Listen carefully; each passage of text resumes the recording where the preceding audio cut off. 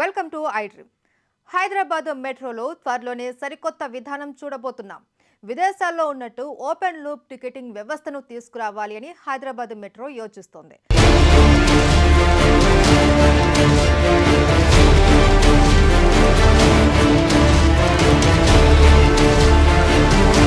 అన్ని అనుకున్నట్టు జరిగితే ఈ ఆర్థిక సంవత్సరంలోనే ఈ విధానం అందుబాటులోకి వచ్చే అవకాశం కూడా ఉంది. ఈ విధానంలో ప్రయాణికులు తొలుత టికెట్ తీసుకోకుండానే రైలు ఎక్కేయచ్చు.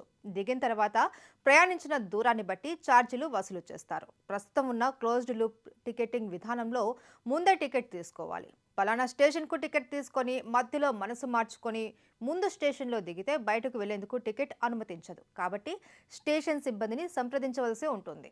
ఈ ఓపెన్ లూపింగ్ వ్యవస్థతో ఇలాంటి ఇబ్బంది ఉండదు. ఈ వ్యవస్థ అందుబాటులోకి వస్తే బస్, మెట్రో, ఎంఎంటీఎస్ అన్నింటిలోనూ ఒకే కార్డుతో ప్రయాణించవచ్చు. 2 ఏళ్ల క్రితం హర్యానాలో ఈ విధానాన్ని ప్రవేశపెట్టారు. బస్సు ఎక్కేటప్పుడు కార్డు చూపించి మళ్ళీ దిగేటప్పుడు చూపిస్తే ప్రయాణాన్ని దూరాన్ని బట్టి డబ్బులు కట్ అవుతాయి. 2012లో లండన్లో ఈ విధానాన్ని ప్రవేశపెట్టారు. అది విజయవంతం కావడంతో ప్రపంచవ్యాప్తంగా పలు దేశాలు అందుబాటులోకి తెచ్చే ప్రయత్నం చేస్తూ ఉన్నాయి.